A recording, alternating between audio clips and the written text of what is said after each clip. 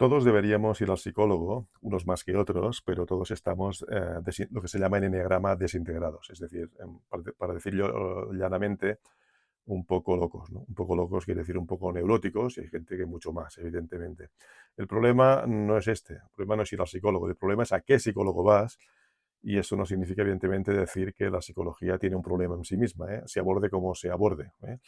Todo es válido siempre y cuando uno sea competente en aquello que está haciendo. El problema es que la pura verdad, y lanzadme a los leones, que es lo que vais a hacer, es que la inmensa mayoría de psicólogos están como una puñetera cabra. Y por eso precisamente estudiaron psicología de forma evidentemente legítima para conocerse a sí mismos y para ponerse en orden ellos mismos. Como evidentemente estudiar la carrera de psicología no les puso en orden y luego van a ejercer esa profesión, pues resulta que el psicólogo acostumbra a estar más loco que el propio paciente, a menudo, no siempre.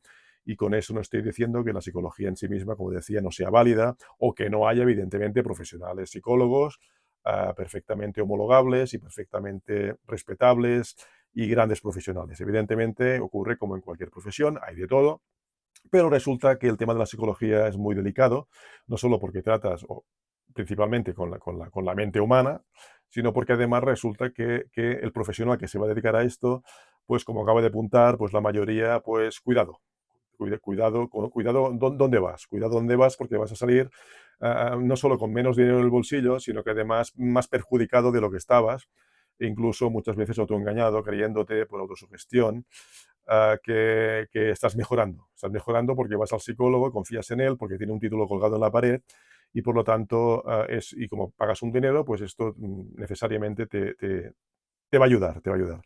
Bien, nada más lejos de la realidad, va a depender, evidentemente.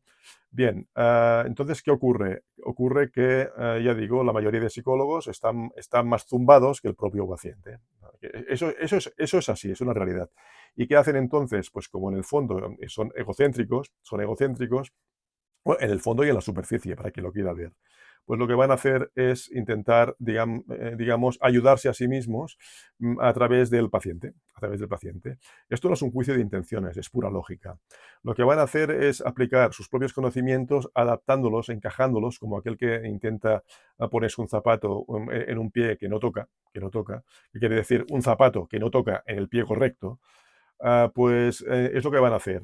Y entonces esto en detrimento evidentemente del propio paciente, claro está, ¿no? ¿Eso por qué es así? Pues porque el propio psicólogo, por su ego precisamente, no por otra cosa, pues hay una arrogancia, yo soy aquí quien conoce, el otro no conoce, es el paciente, yo tengo unos conocimientos y si lo que me está diciendo no me encaja, ya lo haré encajar yo mismo y diré que el paciente precisamente, y además lo tendré fácil para decirlo, que el paciente no está centrado, no está centrado y lo que va a pasar es que le voy a diagnosticar cosas que no tienen absolutamente nada que ver con lo que realmente tiene. Y no es que yo, Ricard Biel, lo sepa, lo sepa porque no soy psicólogo, pero es que es evidente que eso ocurre así. Yo puedo no tener la respuesta, evidentemente, pero sí puedo tener la respuesta sobre lo que no es. Sí, puedo no saber lo que es, pero sí lo que no es. Eso está claro, solo viendo, digamos, cómo le funciona a ese paciente ir al psicólogo.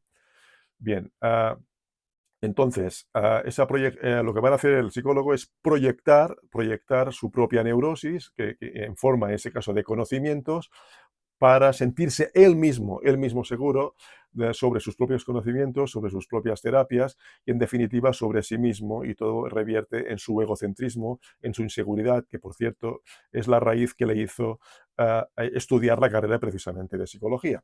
Tan noble y tan útil como cualquier otra. El problema es desde dónde se estudia esa carrera y, por lo tanto, desde dónde se haga va a tener unas consecuencias en cómo uno lo aplica profesionalmente, ¿no? Bien, dicho esto, que no me va a traer muchas simpatías, ¿no?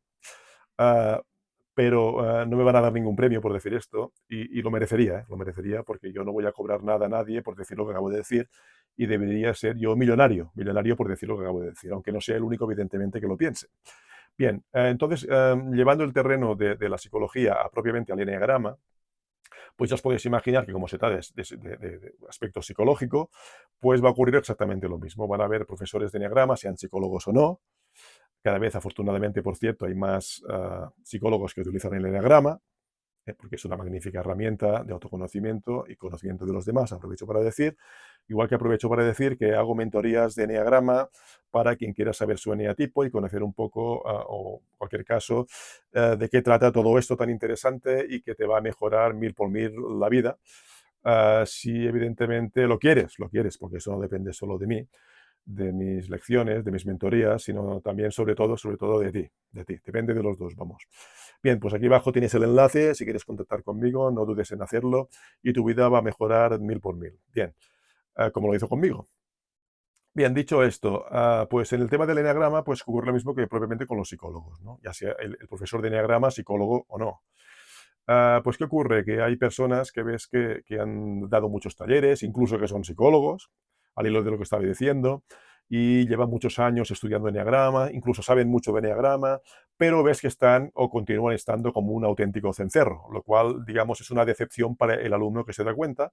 El problema es que el alumno normalmente no se da cuenta precisamente porque no sabe de eneagrama y entonces, lógicamente, pues considera al mentor o al profesor de eneagrama como un referente, lógicamente. Pero cuando ese alumno sabe un poco de eneagrama y se da cuenta de que ese profesor, que puede saber mucho, insisto, de eneagrama y puede explicarlo incluso muy bien, pues está como un auténtico cencerro, se va a dar cuenta de que lo puede explicar muy bien, pero que también se le puede ir lo que llamamos la olla a la hora de explicar eneagrama, que quiere decir que le sale el ego, le sale su propia neurosis, ya sea por autosugestión o ya sea por sugestión de un alumno, sea conscientemente o inconscientemente, y por lo tanto, en definitiva, estoy diciendo que ese profesor se le pueden cruzar tranquilamente los cables, como observo que ocurre muchas veces en muchos profesores, insisto, en principio muy buenos profesores con grandes conocimientos, y sin embargo ellos mismos son una decepción para sí mismos, aunque no se den cuenta en muchos casos.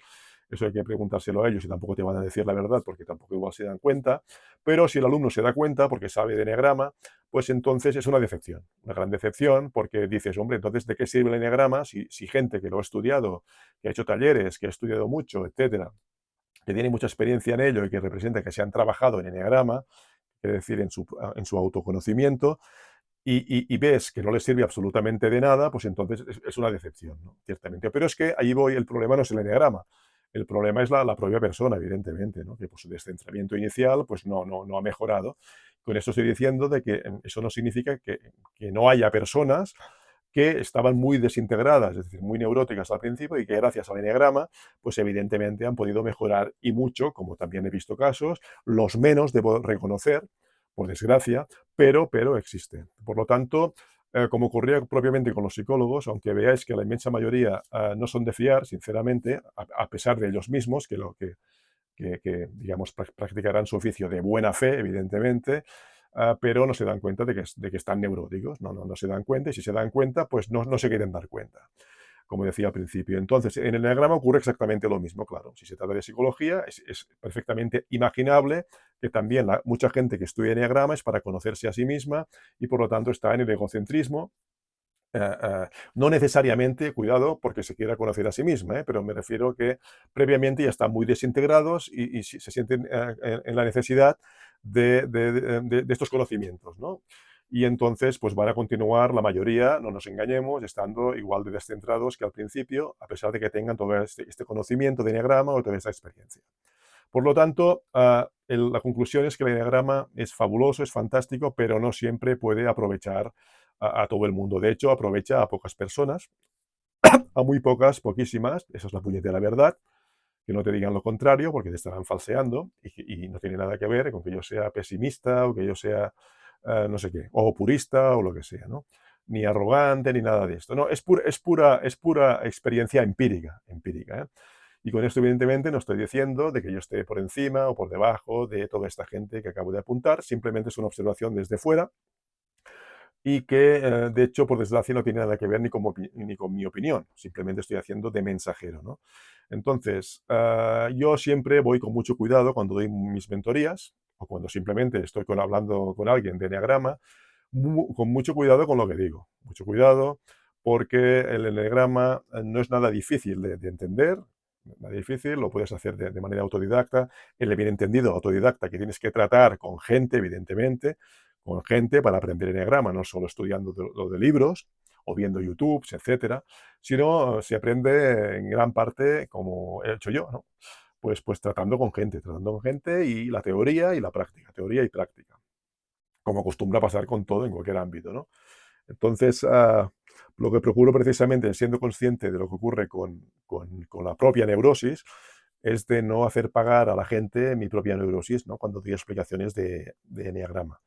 Y procurar ser lo más honesto posible y lo más centrado posible y detallar en todo momento todas las complejidades, que insisto, no son dificultades, complejidades, lo cual hace el eneagrama pues muy interesante, muy fascinante, pero que es un tema delicado, como decía, porque trata de la mente humana y además hay que tratarlo, por lo tanto, con bisturí. Con bisturí, quiere decir, digamos, con mucha delicadeza, cuidado con lo que se dice, cuidado con lo que se entiende y paso a paso y dejando el ego, el propio ego. En el mismo estudio del eneagrama ya se puede ir practicando a cómo dejar la neurosis y el ego de lado. Bien, espero que os haya servido este vídeo de algo y si tenéis alguna duda o lo que sea, dejadlo en los comentarios y nos vemos en el siguiente vídeo.